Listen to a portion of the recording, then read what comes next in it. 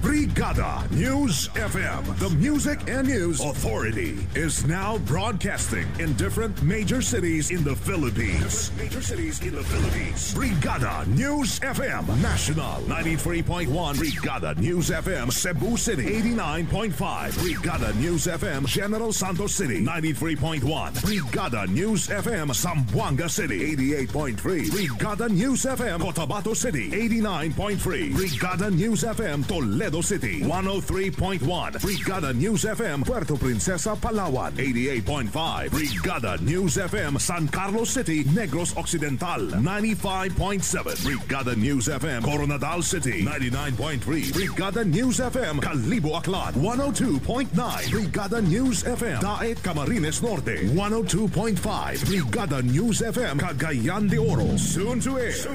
Brigada News FM radio stations that will embrace and hit the airwaves in other cities in the country. 93.5, Brigada News FM Olongapo City 97.5, Brigada News FM Kidapawan City 102.9, Brigada News FM Tacloban City 107.3, Brigada News FM Rojas City Capiz 95.1, Brigada News FM Iligan City 92.9, Brigada News FM Kawayan City Isabela 92.5, Brigada News FM Tuguegarao City 90.9, Brigada News FM Bogo City, Brigada News FM Davao City, Brigada News FM Butuan City, Brigada News FM Surigao City, Brigada News FM Valencia City Bukidnon, Brigada News FM Dumaguete City, Brigada News FM Bacolod City, Brigada News FM Iloilo City, Brigada News FM Baguio City, Brigada News FM, the music and news authority. Brigada Mass Media Corporation, now invading the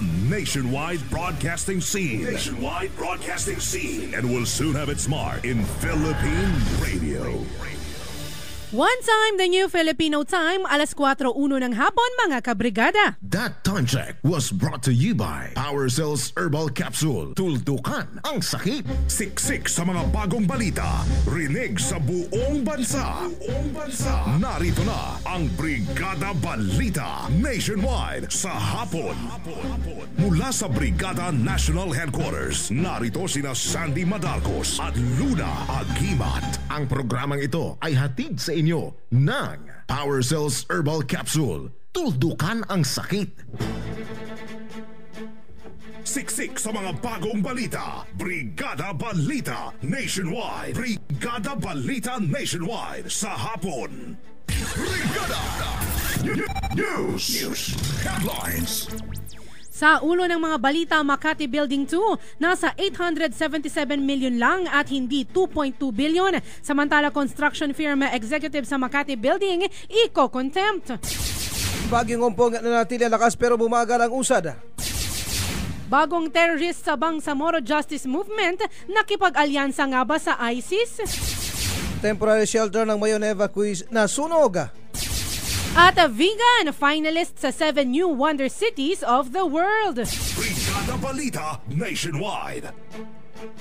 Magandang hapon mga kabrigada! Hatid ng Brigada News FM Philippines, ang Brigada Balita Nationwide. Mula dito sa Brigada National Headquarters, kami ang inyong mga tagapaghatid balita. Brigada Sandy Madarcos, Brigada Cheryl Ann Eldave, at Brigada Luna Agimat. Araw ngayon ng Miyerkules, October 8, 2014. 79 days na lamang po mga kabrigada bago magpasko.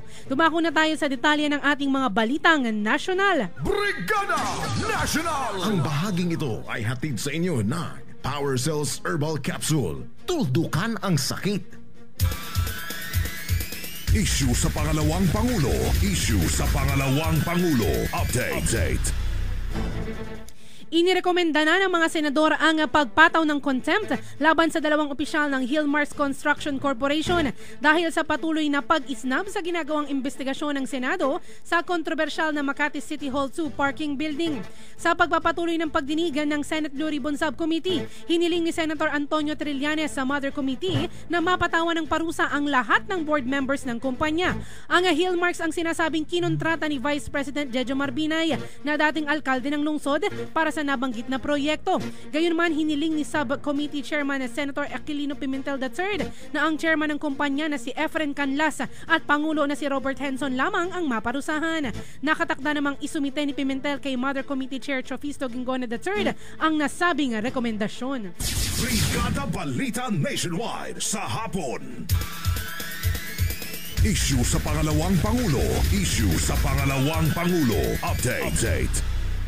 Bagamat lower than premium pero malayo umano sa aligasyon, tumamo sa 2.2 billion ang halaga ng kontrobersyal na Makati City Building 2 ayon sa testimonya na isang property appraiser. Sa pagtestigo nito sa Senado, hinahayag ni Cuervo Valuers and Advisor Incorporated President Federico Cuervo na batay sa pagtaya nito sa halaga ng gusali, pumapalo lamang ito sa mahigit 877 million base umano sa current price ng Grade A hypothetical building footprint ng isang 31,000 square meters structures. Tinukoy pa ng opisyal na batay sa 2007 prices ng mga gusali sa barangay poblasyon ay naglalaro sa 23,000 per square meter. Una na ang inihayag ni Mana Architecture and Interior Design Managing Partner Carlo Mateo na hindi rin ito naniniwalang lalagpas sa 70,000 per square meter ang presyo ng kinukustyong gusali. Brigada Balita Nationwide. Issue sa pangalawang Pangulo. Issue sa pangalawang Pangulo. Update. Samantala, Palasyo nag-aabang din daw sa sagot ni Binay sa mga bagong pasabog sa Senado. Ang reporte hatid sa atin ni Brigada Leo Malikdem. Brigada Leo, i-brigada mo! Brigada Live Report! Tumanggi ang Malacanang na magkomento sa mga bagong revelasyon ni dating Makati Vice Mayor Ernesto Mercado hinggil sa mga tagong yaman umano ni Vice President Jejomar Binay. Sinabi ni Presidential Spokesman Edwin Lasierda na tulad ng sambayanan ay nakantabay din ang palasyo sa mga isasagot ni Binay sa mga paratang sa kanya, tulad ng pangako nito na sasagutin naman sa sambayanan ang mga aligasyon laban sa kanya. Binigyan din ni Lasierda na iginagalang nila ang pagtanggi ni Binay na humarap sa pagdinig ng Senate Blue Ribbon Subcommittee dahil pangalawa ito sa pinakamataas na opisyal ng bansa. Ayon kay Lasierda, naman ang paraan ni Binay sa pagtugon sa mga aligasyon laban sa kanya ay sarili nitong desisyon at ipinauubayan na nila ang pagtimbang kung tama ba ito o hindi mula sa kanyang kampo. Mula sa Palasyo ng Malacanang para sa Brigada Balita Nationwide, Brigada Leo Navarro Malikdem, Brigada News. Siksik sa mga bagong balita. Brigada Balita Nationwide. Samantala naman nakipag-isa na umano sa Islamic of Syria and Iraq, ISIS ang bagong teroristang grupo na nagpapakilala sa pangalang Bangsamoro Justice Movement or BJM. Matatandaan ang grupo ay tinatago umano nitong nakalipas na buwan ng Hulyo ng dating Vice Chairman for Political Affairs ng Bangsamoro Islamic Freedom Fighters or BIFF na si Muhammad Ali Tambako at BIFF Operations Commander Usman Basit. Sulkifili Abdurkir, dati ring Political Affairs Officer ng BIFF na isang bomb expert. Ayon kay former Chief Superintendent Rodolfo Bugi Mendoza, Pangulo ng Philippine Institute for Peace, Violence and Terrorism Research or PIPVTR, ang tatlong mga kilalang umano'y notorious militants ay nakipag-alyansa na sa ISIS. Sinabi pa ni Mendoza na sa ngayon ay wala pang idea ang kanilang opisina kung ano ang mga ipinaglalaban ng Bangsamoro Justice Movement, pero tiyak na isa naman itong banta sa katahimikan at seguridad sa Mindanao. Brigada Balita Nationwide. Mount Mayon, ang pagbabantay. Update. Mount Mayon, ang pagbabantay. Update. Isa ang naiulat na nasugatan habang dalawang pamilya naman ang nawala ng tirahan matapos sumiklab ang sunog sa tinutuluyang kubo ng mga residenteng inilikas dahil sa patuloy na pag-alboroto ng Bulkang Mayon sa Albay. Sa ulat ni Brigada Correspondent Richard Barba, nangyari umano ang insidente pasado alas 11 ng gabi nitong Martes sa Sitio Becal, Barangay Salvacion sa bayan ng Santo Domingo. Batay anya sa inisyal na investigasyon, nagpapakulo ng tubig ang isang Cristina Ramirez nang abutin umano ng apoy ang dingding ng nakawayan ng kubo na mabilis ring kumalat dahil gawa sa light materials ang temporary shelter. Kaagad namang naapula ang apoy sa pagtutulungan ng iba pang mga evacuees. Sa ngayon ay nananatili pa rin sa mga evacuation centers ang may 12,000 na pamilya mula sa mga apektadong bayan sa lalawigan. Brigada Balita Nationwide. Mount Mayon, ang pagbabantay. Update. Mount Mayon, ang pagbabantay. Update. Samantala, dumulog naman si Albay Governor Joy Salceda sa Disaster Council para humingi ng pinansyal na tulong dahil naubusan na niya ng pondo ang probinsya para suportahan ang mahigit 12,000 na mga pamilya na idilikas bilang paghahanda sa pagsabog ng mayong bulkan. Nakipagpulong ang gobernador kay Local Government Secretary Mar Rojas at National Disaster Risk Reduction and Management Council Chairman Alexander Pama, Social Welfare Secretary Corazon Dingue Soliman at kay Education Secretary Armin Luestro. Mula sa ambos interview, sinabi ni Salceda na gumagastos sila ng 3 million o 3.5 million araw-araw para sa mga evacuees at simot na ang pera ng LGUs. Halos 12,600 na pamilya o 55,000 katao ang apektado, lalo na kapag itinaas pa ng PBOX ang alert level sa mayon. Siksik sa mga bagong balita. Brigada Balita Nationwide. Pasok ang lungsod ng Vigan sa Ilocos Region sa 14 na finalists sa Search for New 7 Wonder Cities sa buong mundo. Ito ay matapos ang mabusising paraan ng pagpili kung alin sa mga kasaling syudad sa buong mundo ang papasok sa finals sa kauna-unang Search for New 7 Wonder Cities. Kasama sa mga finalist ay ang mga syudad ng Barcelona sa Spain, Beirut sa Lebanon, Chicago sa United States, Doha sa Qatar, Durban sa South Africa, Havana sa Cuba, Kuala Lumpur sa Malaysia, La Paz, Bolivia, London sa United Kingdom, Mexico City, Mexico, Perth sa Australia at Quito sa Ecuador at sa Iceland at sa Vigan naman sa Pilipinas. Mula sa 14 ay pipiliin naman ang 7 sa pamamagitan ng internet, international telephone voting at mga text messages na magtatapos sa December 7, 2014. Ang Vigan ay kaisa-isang entry na pumasok mula sa Pilipinas at nakuha agad ng malaking puntos batay sa mga inilatag na criteria.